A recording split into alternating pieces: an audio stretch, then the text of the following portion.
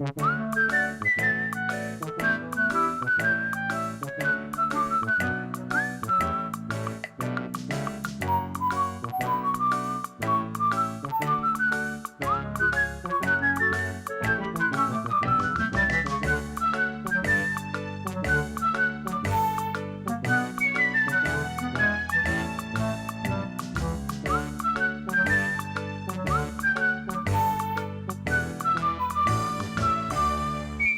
Graham is the chef, Hi, Natalie. and he has been feeding us rapturous food. And so, Stephen, what is the dinner tonight? Rapturous, that's one way to describe it. I know, well, right. Does make it sound like it's eating us. But anyway, go ahead. Okay. Yes. One of my personal favourites.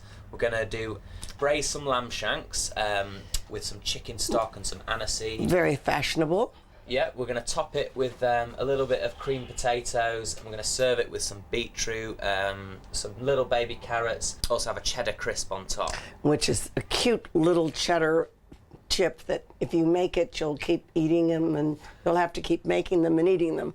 And then for dessert. And for dessert, we're going to have a caramelised pineapple sundae with Greek yoghurt. So we're going to caramelise a bit of pineapple. We're going to strain off the juice.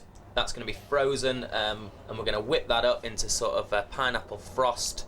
We're going to layer it in a glass all pretty. So that's going to comprise of some caramel in the bottom, some Greek yogurt, a little bit of pineapple ice, and yeah, it's going to be nice and fresh, some lovely fresh tuna. And we're going to just sear that very quickly, have it a bit raw in the middle, serve it with a fennel coleslaw, lovely fresh summery flavours. And then we're going to be moving on to the main course, which is a local rare breed of pig, Gloucester Old Spot, and that's going to be the belly. So we're going to cook that really slowly for about 3 hours, so it's lovely and tender, and serve that with some decadent truffle potatoes and some sautéed asparagus. And then for dessert, which we always care about. Yeah, dessert, one of my personal favourites. We're going to have a lemon souffle custard, which is a sort of spongy on the top and has got some lemony custard underneath it. We're going to have that with good. A gin and juniper ice cream. We're going to use the best Bombay Sapphire gin. Yeah, so it should be good. And you bought it all locally? Yeah, everything locally, yeah. Pop out on my bike and bring it back in my backpack. Well, it sounds pretty good to me, as long as you have a big backpack. Yeah, I certainly do. This is Natalie Dupree.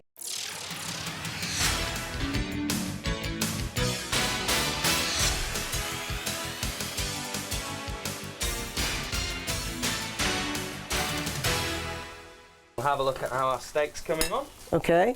So, right, that feels Oh, like there's a good little trick. Do you have any tricks on this? One is like, this is well done, and this is medium, and this is rare. Yeah, I've heard one a bit like that, but you feel this was, Right.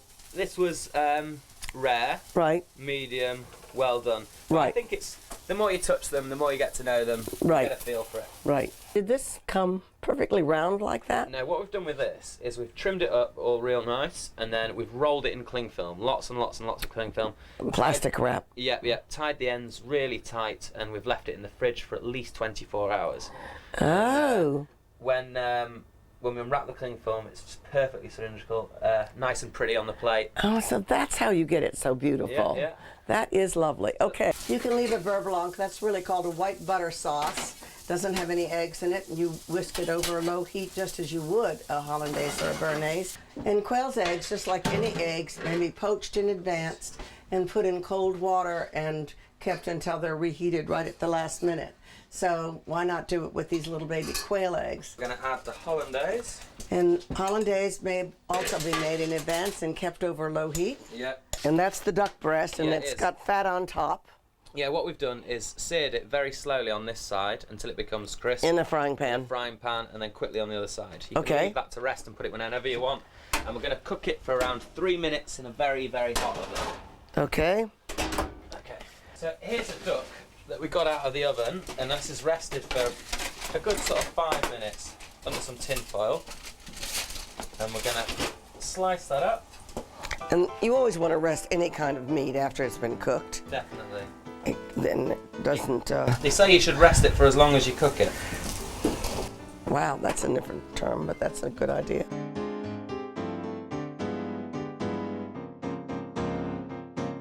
Yeah, we're making an open ravioli, and we're making it with chorizo.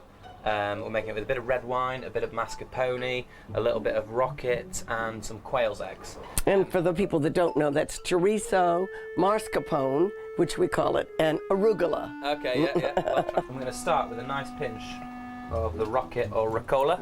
Arugula. Rucola. I don't think I'll ever get that right. No, don't try. Right. Now, you just dumped in a bunch of this lovely white chocolate. Yeah.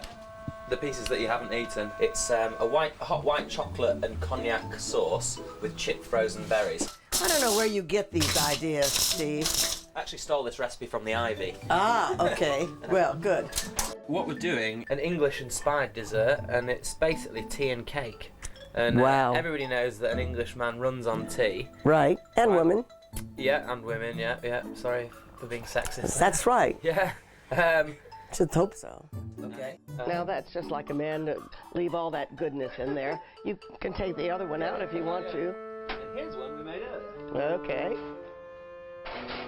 You don't want to waste any of this. Okay. There we go. So if you keep whisking, I'll okay. have the butter. Good. And what we're doing basically is adding the butter to this rich juice that we've created out of all these things, the onion and the garlic, packed with flavour. And you've reduced all of that, or boiled it down. Whenever we say reduced, it always makes me wish I could do that to myself. But in fact, what you do is boil it down. So it's going to remove some of the water, and the end result is going to be softer.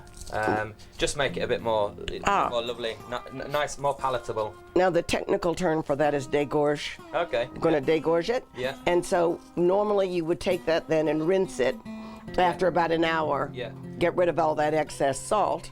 And it's going to extrude all the water. Yeah. You've got to be quite liberal with the salt as well. Right. So it's going to be really salty to the taste, but then we're not going to. And then we're going to serve this. Okay. With a panade goat's cheese.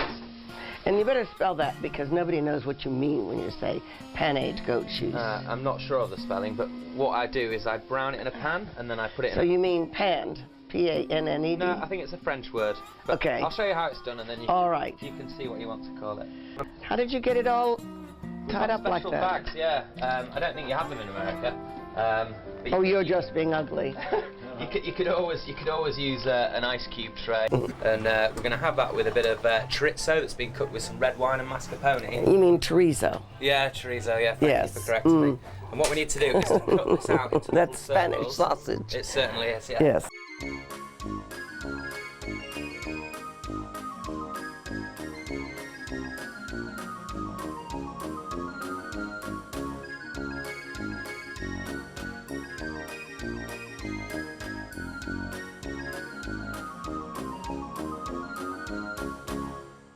Know that earlier on our chef Steve Graham showed you how to prepare a fillet steak with a tarragon and tomato beurre blanc. This is my recommendation of a wine to go with that steak. It's actually a 2003 Chapelle Saint-Arnoux from Vacqueray. It's a medium bodied, rich and flavoursome red from a vineyard actually right next door to the more well-known Chateau Neuf de Pape. The grape varieties around about 70% Grenache, 25% Syrah and 5% Mourvèdre.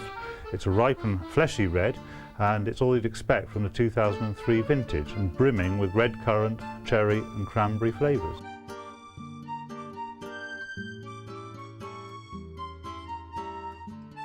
This particular one is the Luxter's dessert wine. Which it's fruity, it's orange blossomy, very nice for dessert. I think more and more people are liking a dessert wine and a light wine for dessert, and it would be very typical of this region with all the terroir, as we call it, the things growing here to infuse the flavor of the wine. And you can just picture drinking it late one night when the sun goes down late and you're having something luscious like a summer pudding. Exactly. Perfect end to a perfect day. Brought this one in from Spain. To me, it's the best value wine we have in the shop. It's outstanding value, extremely well balanced, smooth, great acidity, warm, all the right things that do to go with food like Spanish dishes, lamb, roast lamb, and things like that. Excellent. Let's give it a try.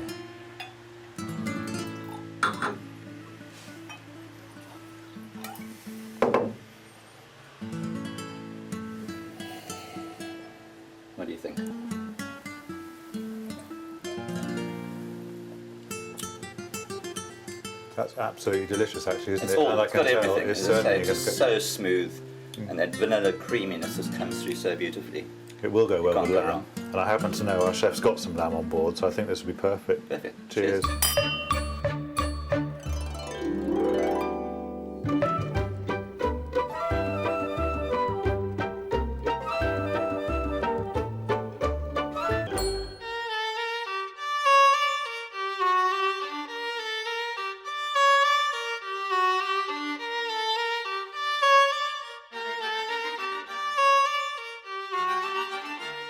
Winston Churchill called them the good companions. Fish and chips are a wonderful double act, yet they started life as solo performers, and their roots are not as British as you might think. Sir Walter Raleigh brought the potato plant back from his travels to the New World in the late 1500s, and it was the Belgians who actually invented the fried potato chip, or pommes frites. Meanwhile, up in Scotland and the industrial north, chips were being eaten as a cheap and staple food. Fried fish was first introduced by Jewish refugees from Portugal and Spain settling in London in the 1700s. Fried fish was already a Jewish staple, found at Saturday morning, prepared and fried the night before so as not to have to cook on the Sabbath. In 1839, Charles Dickens referred to a fried fish warehouse in his novel Oliver Twist. First combined fish and chip shop began in 1860, the brainchild of a 13-year-old Jewish immigrant, Joseph Marlin. His family fried potatoes, and the young Joseph persuaded them that marrying fried fish and chips could be a money earner. But it wasn't until 1863 that a northern entrepreneur named John Lees opened the first fish and chip shop in industrial Lancashire. The new food combo soon took off, and by the time Queen Victoria came to the throne, the good old fish and chip shop was as much a part of industrial England as steam trains and smog. It was Italian immigrants in the early 1900s who helped spread the chippy nationwide, setting up shops in Scotland, Wales and Ireland, where some are still owned by the same families today. To keep costs down, portions were often wrapped in old newspaper, a practice that survived as late as the 1980s, when it was ruled unsafe for food to come into direct contact with newspaper ink.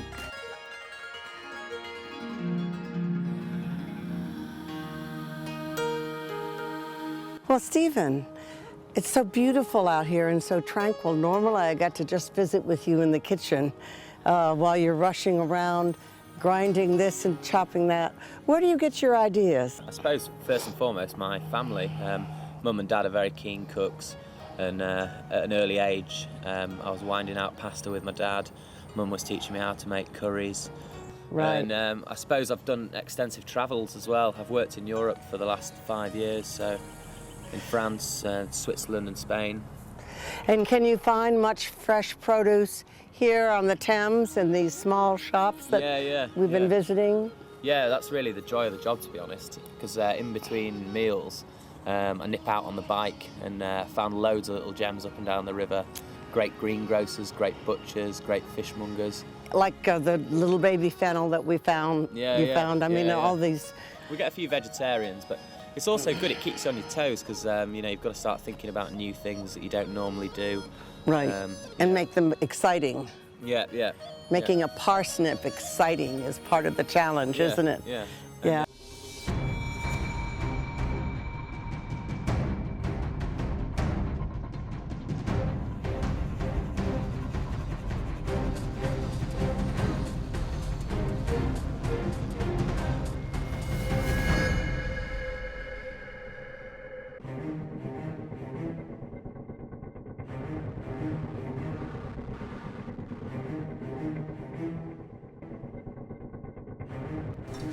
That I made you pour into that so that it wouldn't blow up. Yeah. Wine can act like a Molotov cocktail if it catches fire. Okay, right. And blow up in the bottle. So not good for the ship. you want to pour it into it, right? You want to pour it into a wide mouth container. Your own oil and garlic and herbs marinated in oil. It's just wonderful to do. And you may do it ahead of time, but you must keep it refrigerated because otherwise it's dangerous to use later. We're going to flambe the fig. Okay. We're going to pop that in a hot pan. We're going to sprinkle a bit of sugar. And in here we've got some Cointreau and orange liqueur. Put a little bit in there. Nice and hot. We're going to get a bit of fire. There we go. Don't do that at home. Don't do that at home. So we've got a bit of chocolate in there, a few chopped walnuts, and a little splash of cognac. We're going to tip this straight from the bottle today because it's not directly in the Because you're pan. not supposed to do that. Oh, yeah, well, still, it's dangerous. Don't do as he does. Do as I say. And we're going to deglaze Okay. with a bit of white wine. Now I'm going to pour directly from the bottle because Which not only am I brave, you're I'm very not strong. supposed to do because it might blow up in your face. But I'm tired of telling him that. So he does what he wants.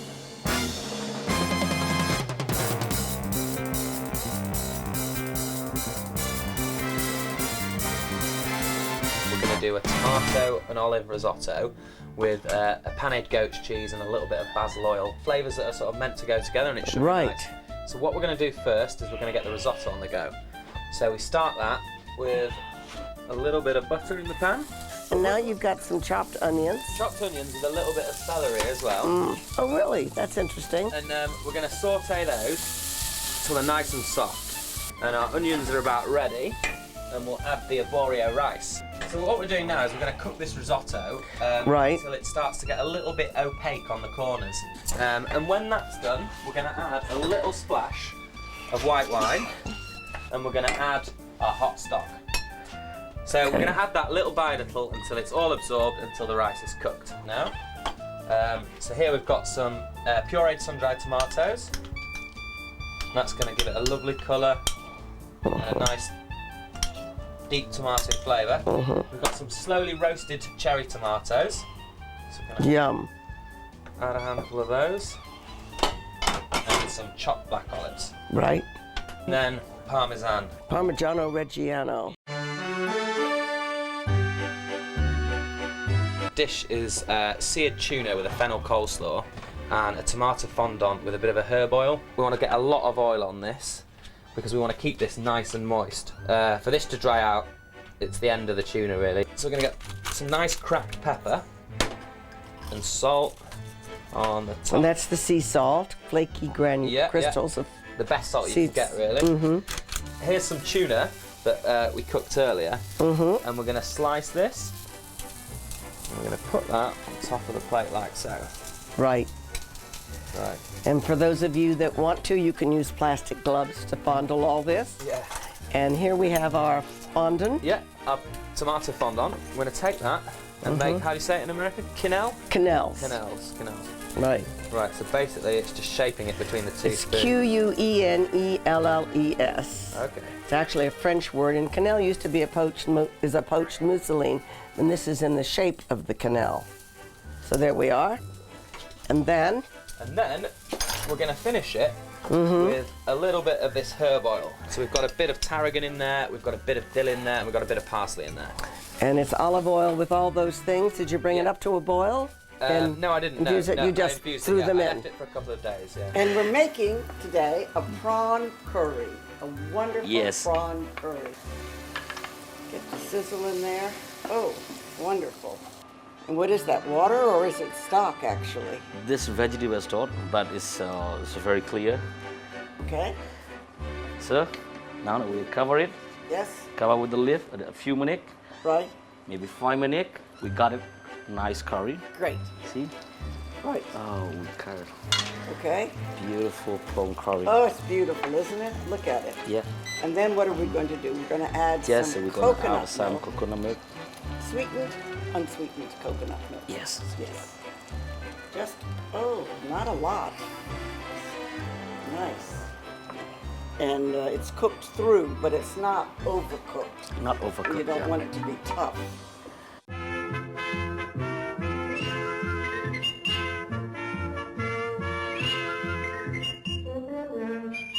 Today, char-grilled and English asparagus and beetroot salad. Oh, yum. Sounds lovely. So where do we start? Basically, we have a few classic English ingredients here that are very, very fresh this time of year. Baby beetroot, which we just boiled and peeled, cut in half. Look at that little tiny guy, yeah. Okay. Beautiful colour, isn't it? Aren't they beautiful? And those asparagus came from a very special place. They are. They're from the Wye Valley. Beautiful, strong flavour, vibrant colour. Is there any way to keep beetroot off of your hands? Let me see your hands. No. It is a very, very strong colour, and it does stain. So use plastic gloves. Yeah, you if need you're to not wear on gloves. telly. Right. Okay. Now it's grilling hot. I can see the smoke and the heat. Asparagus is coming up nicely. It's almost done. So what we're going to do is just get this onto the salad and dress it up. Okay. Yeah, just going to finish this with a tiny bit of rock salt. Yum. Just gives it a nice crunch and a great flavour. Right. So we're just going to plate this up, arrange it nicely. And there we are. Our beets are all on. Okay, so just a little bit of olive oil. Okay. Moisten it up. Right. So that is a tea leaf, and it's been slivered and Yes, liver and the pickle for olive. and pickled Yeah, and pickled and olive leaf or just vinegar, or just only oil. Yeah. Just pickled in oil. Just pickled in oil. Yes. Okay. This is a double fried bean. Fried beans. Fried bean, double fried bean. What kind Inside of- cheap bean and butter bean and some peanut, seasoning. When Yes. you eat it, this is very crunchy and the Yes. flavor. Well, I like that. Yes. Seasoning seeds, we toast it in the pan as well. Sesame seed. Yes, Yes. sesame seeds. Toasted. And we have some Julia for the tomato. Right. And some Julia for the cabbage. Right. Garnish for the onion and the chili and the garlic. Great. This is for the garnish. Some people they like spicy, so they bite of the chili and 1 spoon of the chili. Some people doesn't like it, they keep it separate. You think I'm going to do Yeah. that? Really, you're wrong. This is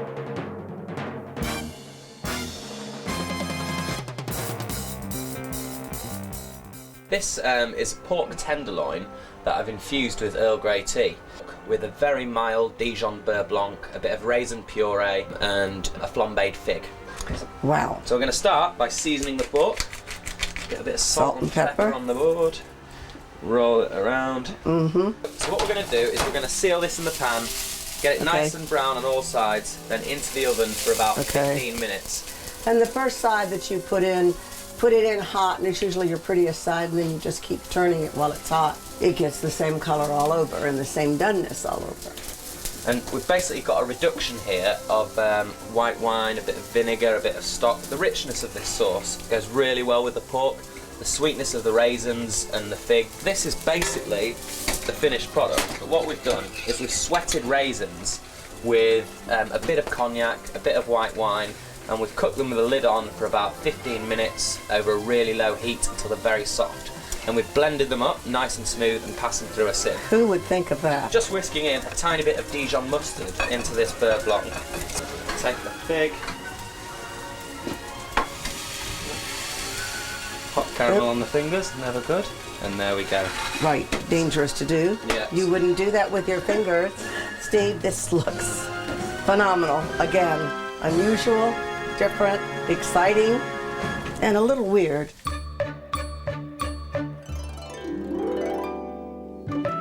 A lovely summer pudding for you, a very classic English dessert. Right. And basically what we've done is just layered up some fruits that have been cooked down just very simply in sugar and lemon juice, then packed into bread.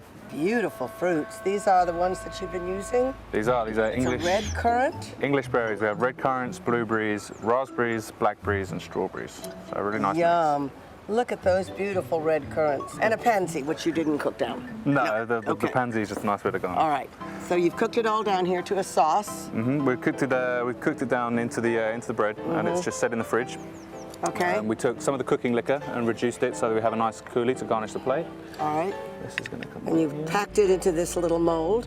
You put a piece of bread, and then all the fruits, and then another piece of bread, and drenched it with the liquid. Yep. So it's kind of an open pudding, so you can see all the fruit. Right.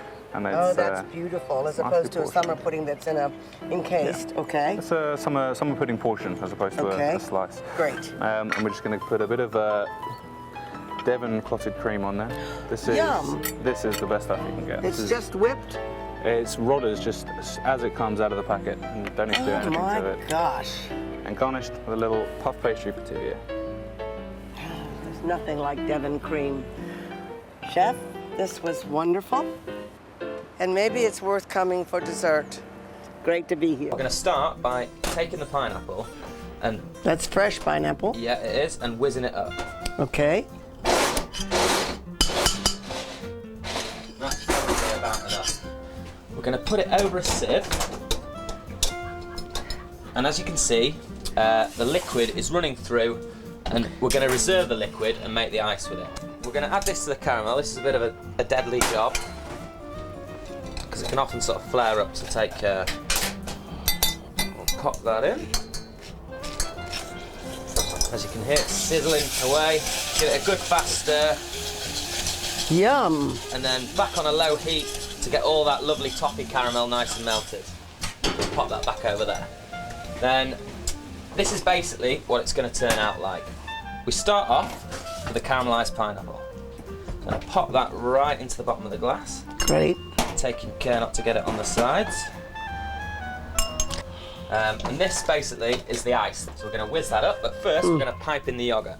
So get a nice bit of yoghurt there to cut through the sweetness. And this is Greek yogurt, which Yeah, is authentic so Greek. wonderful and rich. Almost better than whipping cream. Almost. You've got to move quick with this one. There Got to we go. move quickly to Lovely, get there we everything go. in. So everybody has to be seated for this dish. Yeah, but it's something you can get ready in Well, advance. everything's ready except for the Everything's ready, ice, yeah. actually. So Right. basically, it's all whizzed up, and it's a bit like a sorbet, but a lot quicker. No machine required. Yes. Pop this in. Just get it all in there. Okay. 'Cause this basically is, in my mind, the best part of the dish. The sort of the frozen, nice and sweet. I lovely don't know. pineapple. You can't beat caramelized pineapple as far as I'm concerned. Well, there's a bit for everybody then, isn't there? Isn't there? That's right. And also, you can't eat it, but we'll stick it in the top to make it look pretty. And there we go. Bob's your uncle. Okay, great. Lovely. Thank you very much, Stephen Graham.